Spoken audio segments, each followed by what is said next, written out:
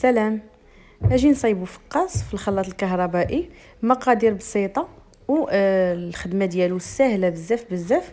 كيوجد في نهارو، يعني ما كنحتاجوش نخليوه هيبات اولا شي حاجه. في نهارو كنطيبوه نص طيبه، وفي نهارو كنقردوه، وفي نهارو كنحمروه وكنقدموه بالصحه والراحه. نبداو بالنسبه للمقادير.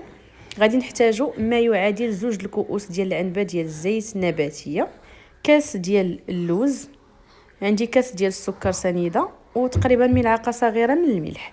بالنسبه اللي تبغي تضيف كاس ونص، يعني كتبغي الحلاوه زايده، فممكن تزيد السكر.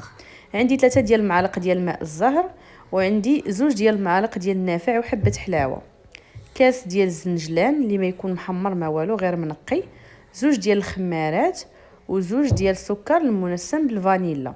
بالنسبه للبيض فعندي هنا 7 ديال البيضات. 6 البيضات غادي نديرهم كاملين، وبيضه غادي ناخذ الاصفر ديالها نخليه باش ندهن الفقاص ديالي في الاخير كما غادي تشوفوا معايا. وعندي هنا ما يعادل 850 غرام ديال الدقيق.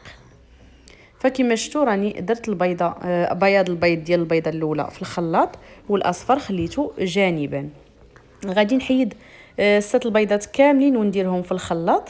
بالنسبه لطريقه الخلطه البنات راها سهله جدا، يعني كناخذوا كاع دوك المكونات ديالنا كنطحنوهم في دقه كما غادي تشوفوا معايا. البيض سنيده، الملح، 3 ديال الملاعق ديال الماء الزهر. الا كان عندكم السكر المنسم بالزهر بغيتو ديروه، ممكن ديروا 2 ديال الساشيات. يبقى دائما هو راه منسم بالحبه حلاوه والنافع. هاي كنزيدوا بعض الاضافات هكا اللي كيغطيو لينا على ريحه البيض وصافي. وغادي نديروا 2 ديال الكؤوس ديال الزيت النباتيه. بالنسبه للزيت راه كنعبر بالكؤوس ديال العنبه، وزدت النافع وحبه حلاوه، وغادي نطحن كلشي بهذا الشكل هذا. من بعد غادي نكب الخليط ديالي في القصريه اولا هكا شي زلافه كبيره اللي غادي نخدم فيها، وغادي نزيد عليها 2 ديال الخمارات، كاس ديال الزنجلان كما قلنا من قبل ما محمرش، وكاس ديال اللوز اللي حتى هو ما محمرش. بالنسبه للوز اللي ما متوفرش عندها ممكن تستغنى عليه، ماشي ضروري، يعني كيبقى غير زياده وصافي يعني. ولكن كاين الناس اللي صراحه الفقاص عندهم هو اللوز، هو دوك التقاوت. ما بالنسبه لي انا كيعجبني يكون غير منسم بالنافع وحبه حلاوه والزنجلان. اللوز كيجيني غير زايد. المهم غادي نبقى نزيد الدقيق ونجمع بهذا الشكل. بالنسبه للفقاص راه ما تيتعجنش الفقاص، فقط تيتجمع، لان الا بقينا كنعجنوه كيولي بحال الا داير بحال المسكه معلك، ومني كنطيبوه ما تيجيناش زوين، تيجينا بحال الخبز خايب وتيتفرق علينا في الفران. يعني غير تنجمعوه تندخلوا فيه الكميه ديال الدقيق بالتدريج، وكنقسموه بحال هكا على 4. من بعد كنحربلو بهذا الشكل هذا باش داك اللوز ديالي ما يبقاليش في الجناب باش يدخل لداخل. وغادي نجيب اللاطه نحطها حدايا، درت فيها بابي كويسون بيان سور. وغادي نبدا نحربل بهذا الشكل هذا. كنضرب بهذه الطريقه البنات الفقاص باش ملي كيكونوا دوك الفراغات ديال الهواء لداخل تيخرجوا ليا. هذا هو السبب علاش كنضرب الفقاص بهذاك الشكل، يعني مع سطح العمل. من بعد هنايا خديت داك صفرة البيض مع القهوه سريعه الذوبان، وغادي نخلط مزيان حتى تذوب لي ديك القهوه. غادي نبدا ندهن هذوك لي بوده ديالي بهذا الشكل هذا، ومن بعد غادي ندير فيه خطوط بالفرشيطه بهذا الشكل باش كيعطيونا هذاك المنظر من بعد ما كيطيبوا.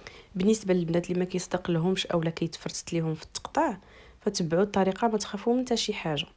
في هذه المرحله هذه من بعد ما غادي ندهنوا غادي نديروه في الفران، يكون بعيد على العافيه، وعافيه تكون مهيله، وما نكونوش مسخنين الفران من قبل، يعني حتى نخشيوه عاد نشعلوا البوطه.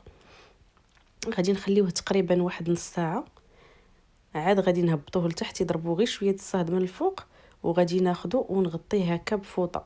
يعني كي كنخرجو كنغطيه غير بفوطه، ما كنفزقها ما والو، كنخليه حتى كيبرد تماما. وكناخذو كنبدا نقطعو بهذا الشكل كما كتشوفوا، راه غير موس عادي، يعني ما درت لا كيتر لا يعني طرونشوار لا حتى شي حاجه يعني اللي. ولكن الموس يكون ماضي بيان سور، يعني جديد ماضي. بالنسبه للفيديو انا راني مزرباه، نتوما ملي غتكونوا كتقطعوا غادي تديو الموس وتجيبوه غير بشويه، يعني ما تنوركوش هبطه وحده.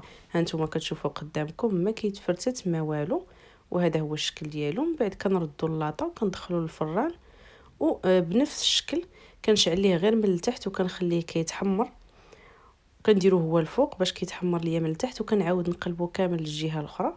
وهذا هو الشكل النهائي ديالو. كنقدموه بالصحه والراحه. كنتمنى ان شاء الله نكون قلت لكم كل شيء وما بخلت عليكم حتى شي حاجه. وان شاء الله باذن الله اي وحده جربات هاد الطريقه هذه كما قلت لكم السهله ديال المولينكس تنجح معها ان شاء الله، وتخلي لي تعليق وكومونتير. ما تنساوش تدعموني بلايك، واللي ما عمرها ما زارت القناه ديالي تخلي لي اشتراك، وما تنساونيش من لي كومونتير ديالكم. خليتكم على خير.